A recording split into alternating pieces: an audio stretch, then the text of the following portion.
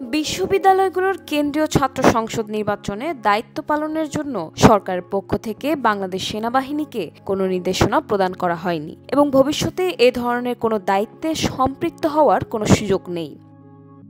বৃহস্পতিবার ২৮ আগস্ট গণমাধ্যমে পাঠানো এক সংবাদ বিজ্ঞপ্তিতে এসব তথ্য জানিয়েছে আন্তঃবাহিনী জনসংযোগ পরিদপ্তর। বিজ্ঞপ্তিতে বলা হয়, সম্প্রতি বিভিন্ন গণমাধ্যম ও সামাজিক যোগাযোগ মাধ্যমে বিশ্ববিদ্যালয়সমূহের আসন্ন কেন্দ্রীয় ছাত্র সংসদ নির্বাচনকে কেন্দ্র করে বাংলাদেশ সেনাবাহিনী মোতায়েন সংক্রান্ত বিবিধ সংবাদ প্রচারিত হচ্ছে, যা সেনাবাহিনীর দৃষ্টিগোচর হয়েছে। এ বিষয়ে জানানো যাচ্ছে যে সরকারের পক্ষ থেকে বাংলাদেশ সেনাবাহিনীকে এ সকল নির্বাচন সমূহে দায়িত্ব পালনের বিষয়ে কোনো নির্দেশনা প্রদান করা হয়নি এবং ভবিষ্যতে এ ধরনের কোনো দায়িত্বে সম্পৃক্ত হবার সুযোগ নেই।